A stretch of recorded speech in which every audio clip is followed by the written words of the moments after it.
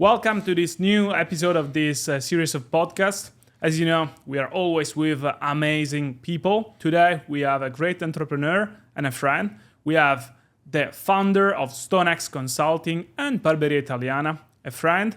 Welcome to Vincenzo Spina at the podcast. Hi everyone. Hi Nicolo. Good to be here. Thank you for inviting. Really nice to have you here. So, Vincenzo, let's start from your background. If you can tell us a bit more about your story. Not everybody watching knows maybe who you are, so please. Yes. So I'm a creative and innovator. I like to define myself like that. I started businesses since when I'm first business venture, maybe when I was 14, small one, but it was in my hometown back then. I'm passionate about marketing. I always love marketing, studied marketing since teenage. But I'm a building engineer by trade, and that's what brought me to entering the construction industry. After graduating as building engineer, I started to work with a stone consultant. I became a stone consultant, and then eventually I moved to the UAE back in 2015, and then I started Stonex Consulting. Stonex Consulting is an international consulting firm specialized in natural stone. We have the top of the top clients, developers in Dubai. We help clients to select stone from the design phase until the end. And one of my side ventures is BARBERIA ITALIANA. I love the business, it's my passion. So I started these back in 2015. And at that time, while I was studying university, I was having a marketing agency. And it came up from a collaboration with a partner, business partner at that time. She was an hairdresser. And we partnered together. I created the brand. She took care of the technical part of the business. In a time where authenticity was missing, we decided to create the BARBERIA ITALIANA. And then BARBERIA ITALIANA, you know the story. I mean, we are now in Dubai since 2016, actually 3 branches, Hong Kong, Italy, so it's still our route. We are still there. So that's the story. I love that. So many different projects and so many different turning points. Tell me, what has been, if you can recollect, you've done different things. So what is the turning point you have in your mind in your entrepreneurial journey? Was there a day? Was there a moment? Was there something in which something clicked in your mind or someone said you something? Entrepreneurship is a journey. And definitely moving to the UAE is, I can consider a turning point because it opens completely to a new world, new possibilities. And, back in Europe, somehow you have to stay in a certain environment where it's more difficult to grow.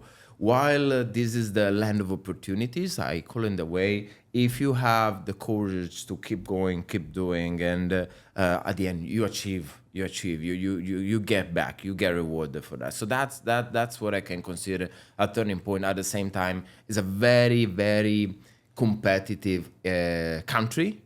Everybody loves Dubai. Everybody hears about Dubai, and people think, okay, I just moved here and we'll be successful. Actually, it's one of the most competitive cities where to do business, and this is actually what pushed me to become better every day, study more, work more on the business itself, on the strategies, educate myself more, because without that, here we will not survive. So definitely moving to UAE was a turning point of my personal life and my career. And landing for Stonex Consulting, since it's something that is not that recognized, being a stone consultant is something not used in the UAE market and construction industry, I had to educate clients for a long time. So landing a big client like Himar, which is the top developer in the UAE, it was definitely a turning point of my career. Okay, I have so many questions at this point. First of all, would you recommend to a young entrepreneur to move immediately to Dubai? Young entrepreneur, well, it depends on what stage, he is. I would recommend, I started very early in business. I've never been an employee in my life. So to someone starting early in their journey, I recommend them being employed for a while, get the experience and get the money and get to save the money to start the business, to start that idea that I have, because it was very, very hard for me at the beginning. I mean, I started with by building myself from scratch.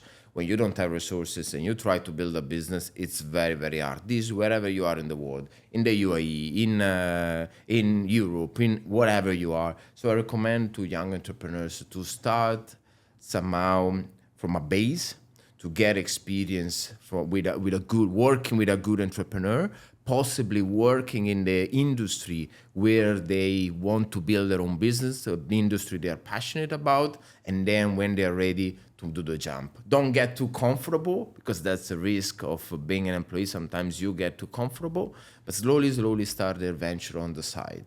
This is my recommendation. So UAE gives you an opportunity when you are ready, when you are prepared. If you are no good entrepreneur in everywhere else in the world, it's not that coming to UAE change your story. It's still the same. So get prepared first and then move here. As we discussed, UAE is very competitive, so it's not easy to do business here. Top of the top business people are here. Yeah, I guess Dubai is also, in my opinion, is not really the land of all the opportunities for the people who want to start from zero.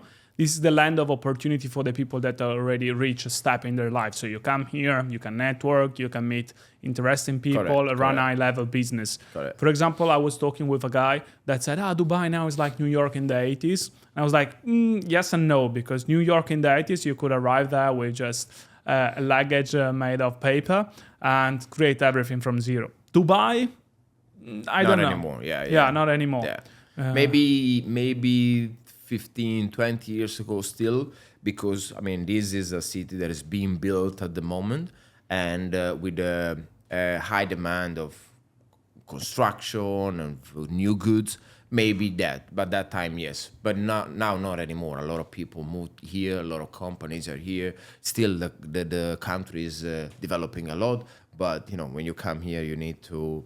Yeah, the costs are high, there is a lot of competition, absolutely. And the country is small, so absolutely. A lot of interesting people, a lot of passionate entrepreneurs, so a lot of competitiveness. Yeah. Really hard. You talked about you need to train yourself. How important is education? How important to always invest in yourself, if it's important at all? It's the most important thing. I remember reading something, a phrase saying that if you lose everything you have, business, money, everything you have, what you're left with is yourself. So the way when you invest in yourself is the most important thing, because wherever you are in life, you have the skills to restart. So I always done this through my whole life, starting from 14, 15, always courses, marketing, business. I like this field, so I train myself mainly about marketing and sales, which I believe that wherever field you work in, these are the two most important skills to succeed, because eventually you can adapt on that. So being strong on that. So even nowadays, I just enrolled a month ago on a new course, the new journey. So I never stop. You never stop to learn. You never stop to improve yourself. You just raise the bar every time. Business is a game. I love to call it as a game. So it's just about training yourself for the next step. Okay, you already answered more or less to my next question, which was, you're an entrepreneur. Initially, you need to wear multiple hats. You need to be an accountant. You need to be a marketing guy. You need to be a sales. You need to be a product owner, whatever. So which are the most important skills you think an entrepreneur has to have?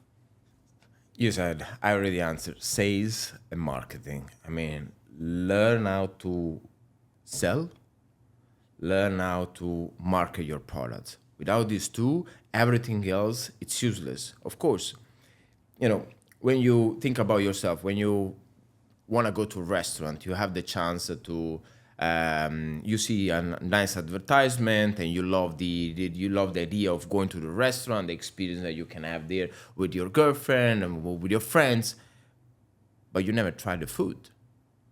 So you never actually try. You don't know if the place is good. So you can make great food, but nobody knows about it. Well, it stays just for a few people.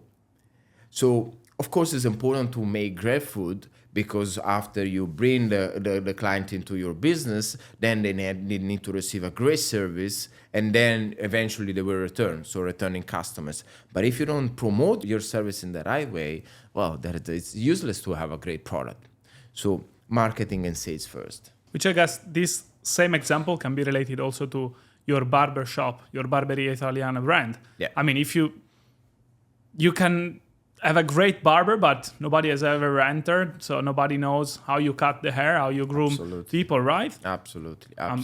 So which are, I mean, we are talking about entrepreneurs. For you, which have been the biggest challenges you faced in these years of entrepreneurship? There was a moment in which you said, okay, this is it. That's it. It's done. We all know, beside the challenges faced during COVID-19, that was a very challenging moment, because every industry got changed, got reorganized, and so that was a very unstable moment for every type of business. Construction basically stopped. We didn't know where to go anymore. Barbershop, we got on lockdown in certain countries for a long time, luckily here just for a month or less. So that was a very challenging moment. But in terms of business overall, I would say that growing, when you start to grow, when you start to build structure, when to get to the next step, that's the most difficult part, because you need to start to rely on people, and you don't rely on yourself only anymore. And to rely on people and delegate and to find talents is extremely difficult. So that's the most challenging part of business for me. So you rely a lot on external resources, employees, consulting companies, or partners in your job? If you want to grow, you're forced to. I mean, there is no, either you stop to grow and say, okay, I'm happy with what I have, I'm in control of my businesses, and then you don't grow anymore. Or you need to start to create processes, start to hire people, start to delegate, and then it's a totally different ball game. I see. So more or less, this is how you grow inside your Stonex Consulting business, correct? Yeah. And what about Barberia? Like, that's more a physical business. How do you grow that? Because, I mean, in growing inside a consulting firm, I guess, it's more like finding new clients and spreading your voice, spreading your business. But with a barbershop, it's more like you're forced to open a new location. Yeah. So there is a different type of cost and investment there, right? Yeah. How do you scale that? How did you move? Did you arrive to having 7 locations? Yeah. How was it? From 1 to 7? Well, finding good locations is very important.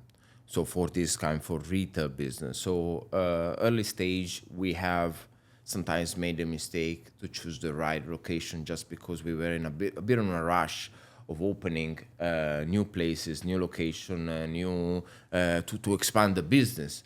That's somehow the mistake we've done early stage. But it's, you have both business, Stonex Consulting and Barberia Italiana are similar. You have service providers. The service providers can be engineers, can be inspectors for Stonex, can be barbers for Barberia Italiana. So that's actually in the business of service, having great service providers is very important, because at the end, they are the ones that create the reputation of the company. So finding the right service providers is a very important thing, along to structure the business and the training for these service providers in the right way. So training is a very important thing for the team and for the people that you hire. I see. About training, what about sales? This podcast is mostly about sales. So which sales techniques have you used, or which type of sales you think are necessary in both the consulting and retail business? Because I guess there are 2 different types of sales involved, right? Yeah. So they're very different. In this case, it's a completely different ball game. One is one-on-one service, one-on-one relationship with a client, and one is dealing with big multinational companies that have the organization, different people you deal with. So not always you arrive to talk to the decision maker. So one is B2B, one B2C. Correct. So let's start from the easy one, B2B. The B2B, so the barbershop, it's about communicating to clients and positioning yourself as an expert. We position ourselves as an expert. The clients that come to Barberia Italiana get to experience a service that is basically helping them to get better on their own care, on their grooming care. So the barbers have the role to educate the client on getting better and getting to know more about their skin, about their hair, about their scalp, about their style. And positioning ourselves as an expert somehow leads the client to follow, because clients are, it's like when you go to the doctor. You go to the doctor, you get to know what's the problem, the doctor advises how to fix the problem, then it's up to you. You want to fix or not to fix. That's the kind of strategy, if we can call it strategy, that we use in Barberia Italiana, educating the client. And eventually the client understands the importance of taking care of himself, and then he follows with new services, new product, and he improves the way he takes care of himself. So he feels better about himself, about the way he takes care of himself. Can we release a secret for the fact, maybe no, maybe yes, the fact that a barber, most of the business is not just about shaving or doing the hair of people, but is also selling some products, right? Yes, absolutely. So you need to have barbers that are able to sell. Otherwise, you're missing a lot. Absolutely. You're leaving a lot of money on the table, right? Absolutely. I mean, it's part of the business. It's about 15 to 20% of the revenue comes from selling products. That, I believe, it's a teamwork between the way the store is designed, so impressions, so the product display that start to attract the interest of the clients. That's one thing. The other aspect is the way the product gets used. So what we do, it's a small secret. So we use the product that we sell during the service. So how you can sell something, to someone if they've never tried. So we use the products that we sell during the service, so they get to try, they get to experience it, they like it, they buy, they don't like it. That's it. But that's what increases the chances for us to sell the products, and a great communication of the barbers, great communication of the checkout team, the receptionist. So a combination of both is what basically helps to increase the sales of products. Yeah, absolutely. Plus, there is the ability to sell more services to the same client, right? I've recently been to your barbershop, and there was this amazing employee of yours. I went there to do one haircut, and he just convinced me to do something more, which was either the shaving or, I don't know, the massage or whatever to your head, the scalp, the treatment, etc. That's part of the growing part of the customers. We believe that customer that is somehow uneducated about grooming knows only about haircut, because this is the basic service, right? But there is a whole world. There is a haircut, there is scalp care. Some people have scalp care problems, some people don't. So scalp care, knowing about the type of skin care, facial, your type of skin, facial. So these things are not just good for, they are necessary things that every man should do. We don't do because we are not educated. So our role is to educate clients without pushing to buy. Then we don't sell anything unnecessary to clients. We sell services that improve their well-being. But you see, I feel like there is a gap in the market for the fact that I've seen in US, there is a lot of sales training for retail shops. For example, I've been once years ago at the mastermind of a guy that was expert in training the sales of gym. Yeah. So how to sell more. They were selling their products. Yeah. They were selling more, more services inside the gym. But I've not seen that everywhere else. Like in US, which is always the first market, they know this. So would you say that it's really important to train your people inside the retail space to sell more? Instead of just relying, if someone enters, try to do your best. But it is very important, like in every type of business, in every industry, you come across talents that they already know how to sell, how to deal with a client in a certain way, because it's their natural skill, it's their character. Some they're not. But when you run a business and you want somehow to provide unified experience across all your branches, that's where training becomes very important. Yes, there is a huge lack of training about sales in retail business. Imagine that I mentioned to you my partner, business partner, I started Barberia Italiana with back in 2015. The way we met, she was a client of mine. Actually, I was running a marketing agency at the time, specialized in brand positioning, and she became a client of mine to create courses, to sales courses for hairdressers. So she was teaching with a methodology to hairdressers how to sell more, how to increase the return of the clients. So this is very important. And now in the last few years, we have seen 5 years, I would say, we have seen more and more of this coming. I see this, I follow in Italy, it's happening, sales courses for specific industry, but still missing in many parts of the world. Here in UAE, for example, if I would like to send my guys for training, external training, I will not know where to send them. That's why we train them internally. And what about the B2B area? So selling to other businesses as you do inside your Stonex Stone business, actually. Yeah. How's the sales process there? What's important? There, I would say the sales process is much longer. It takes much longer. It takes much more effort on building a strong and recognized brand. Uses a lot of references from other clients that we already got, that they already got to work with, and happy with the service that we have provided. So there, I would say, for when you want to work with big companies, it takes a big effort of creating your name first. And then eventually a lot of doors will open. You become somehow the standard in the industry. That's what happened to Stonex.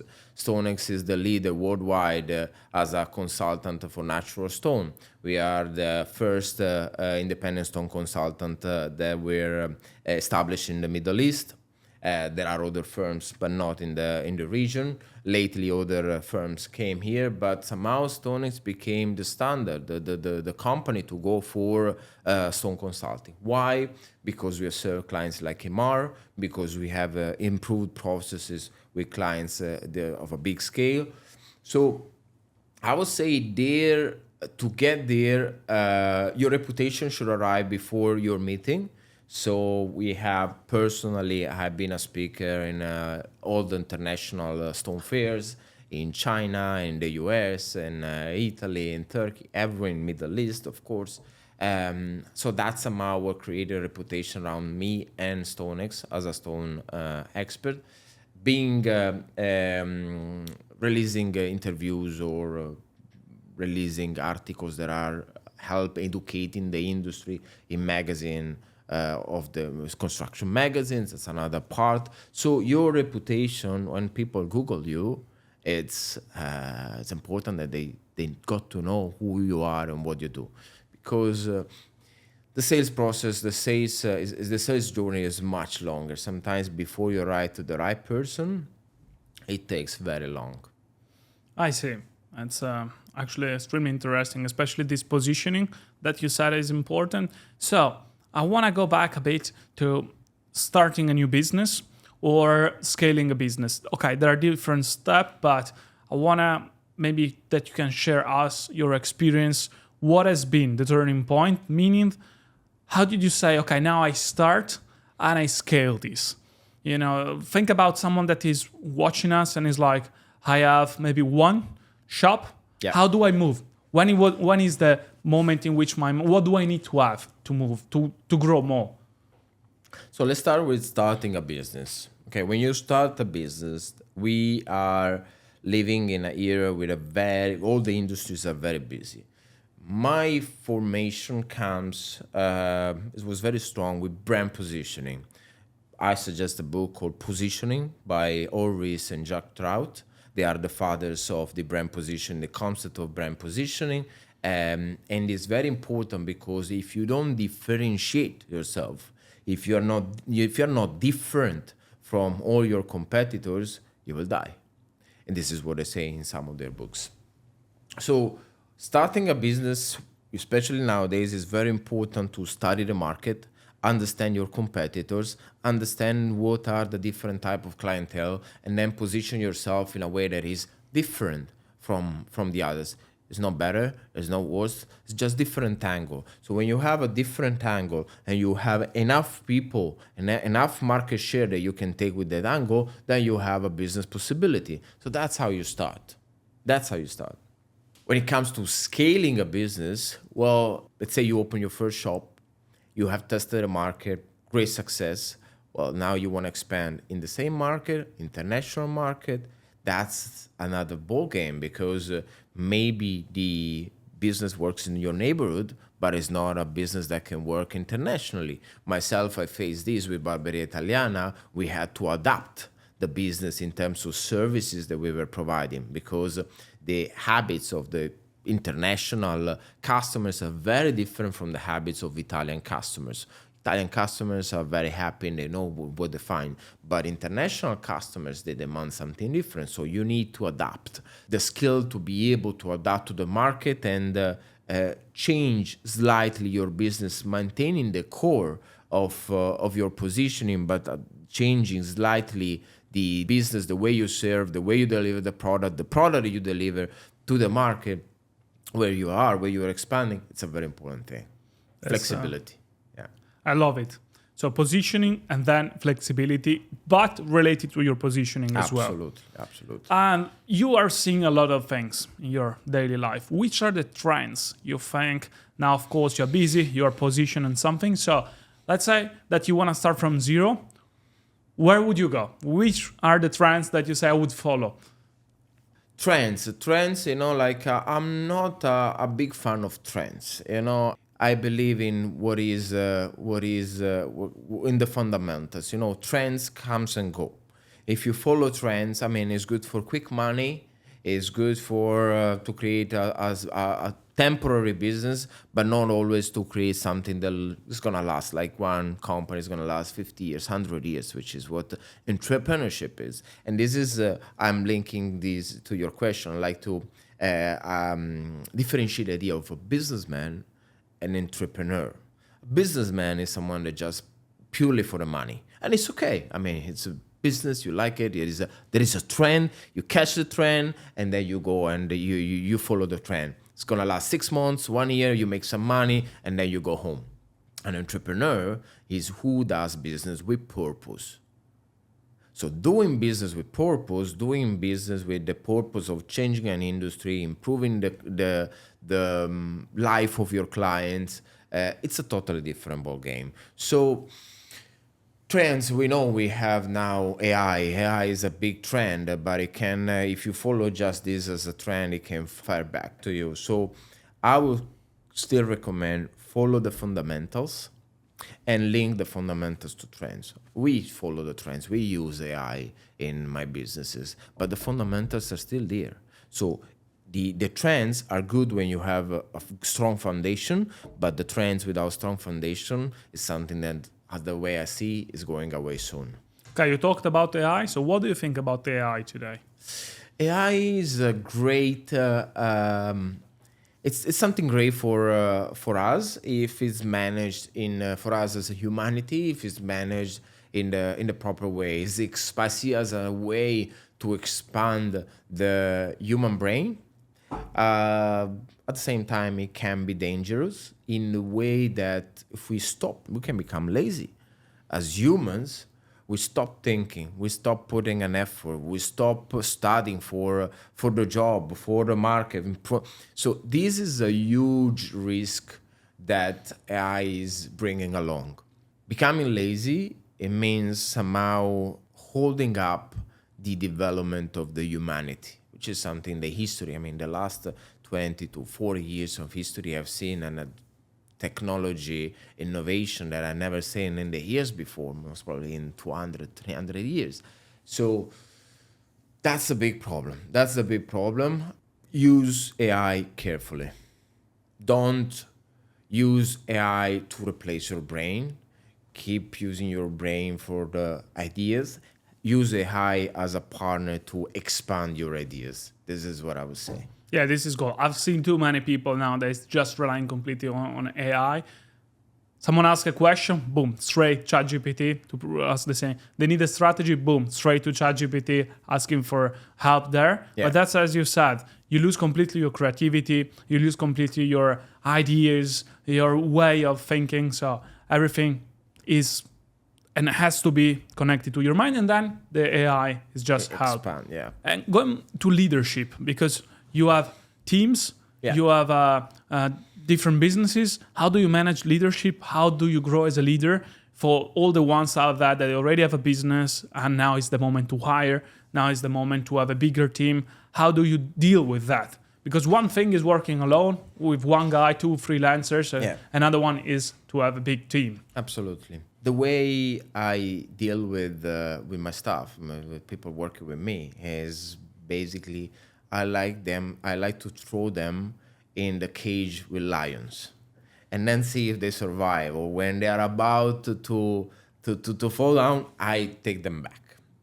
So I don't know if it's right or wrong, but that's my way of leading people. I believe that that's the fastest way to train people and get people up to speed, to understand, especially when they start, what are their strengths and how they deal with difficulties, with challenges, how they sort out challenges, and understand their weaknesses. And based on that, then you can mentor and support the person in a specific way, helping, supporting their strength and understanding what are the weaknesses is something that I don't expect to fix ever, but maybe you need someone for the job.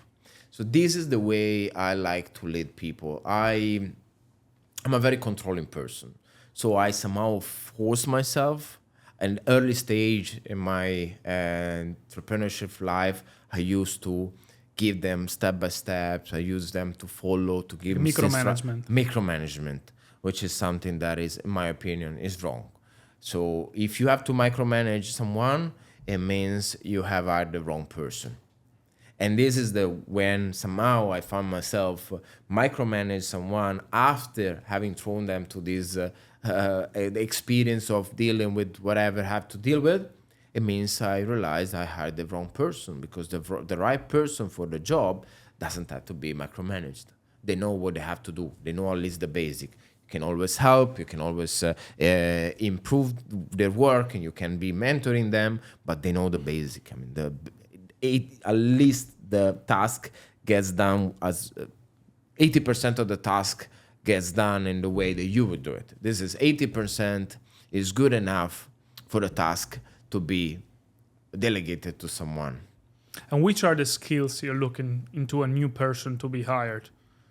Is there specific traits, a characteristic, whatever that, okay, this guy has this, it's going to be part of my team. This guy doesn't, it's not. I like when people are independent in a way that they go and they take the initiative and they go, they take their way and they are proactive on proposing. They chase me. So this is what I look. I mean, majority of people working with me, they chase me. I don't chase them. That's how it should be. I expect them to chase to get what they want, what they need to do their work in a better way.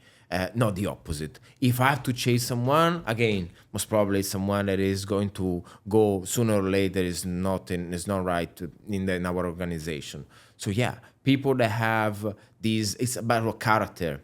Technical skills can always coach. You can always train people about technical skills, but the attitude is the number one thing that you cannot train. Either you have it or you don't have it.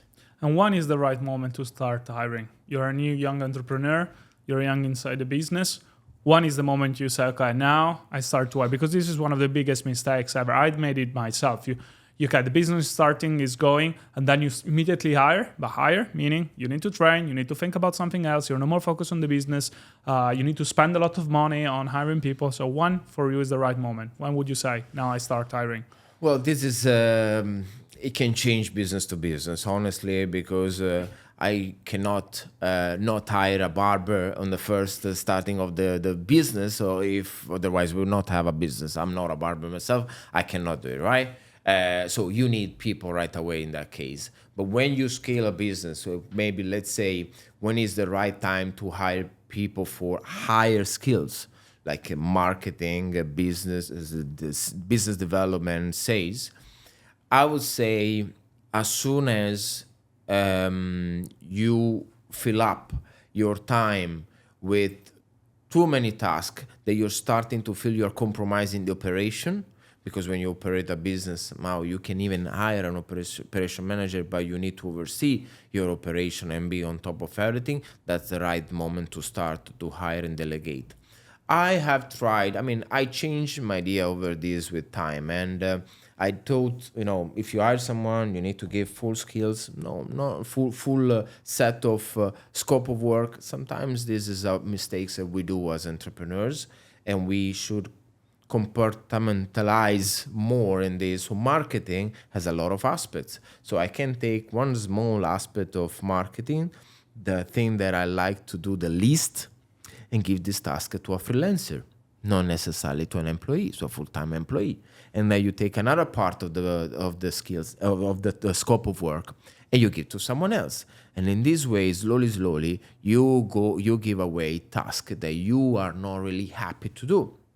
I believe, and this is something, I don't want to spoil maybe one of the question after, but it's something I read in a book recently. As entrepreneur, when you start because you have passion about something, majority of the times. And while the business grows, you might find yourself covering certain tasks that you're not really the reason you started for. And that's the moment where you say, okay, you start to, as a stone consultant, and I like to do my job, but then I need to do the marketing, I need to do the accounting, I need to follow. I don't like to do this task. So you start to lose the focus on your passion. So keep your passion and hire people for the task that you don't like doing. That's, I believe, the important, it's one of the key of success of entrepreneurship. Hire people for the task that you don't like doing. Yeah, it was exactly my next question, which was, which is the first employee you want to hire? But you already answered. So the one that is doing something that you don't like. Absolutely. Yeah, that is draining your energy is maybe something. Absolutely. Yeah. Also, keeping the company in order, keeping the business in order. So having people that organize the business, organize the task is a very important part of it, because growing in an organized setup is very important. So I would say admin people is some of the first employees that take away some of the skills, some of the things that you don't want to do, and at the same time keep order in the company. This is the important thing. I love it. Yeah, it's and I think sometimes also going for the ones that already know. For example, my accounting, I didn't hire someone. I just have a company that manage my accounting. Absolutely. Yeah, especially because in hiring there is also always, as you said before, a kind of at least managing. So for sure, people can be independent, they can do their stuff, but somehow you need to control them. So I usually tend to say, okay, there are some tasks for which I just delegate to a different company that does everything, and at the end of the month they give me my data, my results, whatever, and I know I'm dealing with someone great. I'm with you 100% on this. I mean, as much as possible, I like to hire freelancers rather than employee for certain tasks, because with freelancers, freelancers are more committed to the job, because they need to keep it. Yeah, they need to keep delivering, because if they don't deliver, you can switch off very easily from one company to another one. While employees, after a while, they get relaxed. I mean, getting a salary, you get to the comfort, to your comfort zone, and somehow they relax. So I like as much as possible for some of the key elements of the business to work with freelancers. And nowadays is possible, you know. No, but you see, this is exactly why people work with us as a sales company. Yeah. Because they don't want to, they are passionate, as you said, about something which is their product, and they want to think about the product every day, 24 hours. Yeah. But they don't have any skills in sales. They just want to say, okay, you take care of my sales, which can be either we do the sales on their behalf, or I just train his team and manage their team, or create strategies because they want to think about it. It's like exactly like me with accounting. I don't want to think about my accounting. I don't want to know what's my balance sheet until the end of the year, you know? So this is the same. And it's smart from an entrepreneur to externalize these services. I mean, says what's the energy that is taken from me from doing something that I don't really love. And sales is tough. Right? And sales is tough. You get a lot of no's. You get a lot of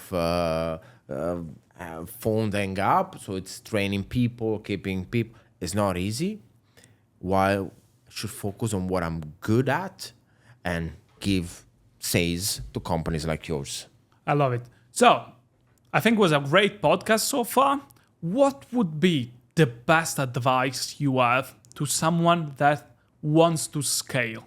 Not to start, because you are the right of person that has a business already scale. I want to know to someone that is watching us and wants to scale, but is scared or doesn't know where to move.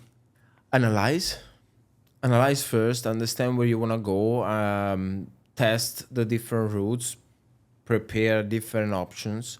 Nowadays, we live in a time where testing before going all in is very easy. So it's possible to test the waters and to see how certain markets will work. So instead invest $100,000 in a new opening, or invest $10,000 in a marketing campaign in a new market that you want to open, for example, and then you see what's the reaction there. You can understand more about the market. You can get to know more about how people react, and then you have a bit more of understanding. So this is definitely what I suggest when someone wants to scale a business. Testing before going all in. Because, sometimes you go all in and you get burned. It's very difficult to recover. Amazing. Thank you very much for the advice, and thank you for being here. It was really a pleasure. Thank you very much. Thank you for inviting. Thank you. Thank you.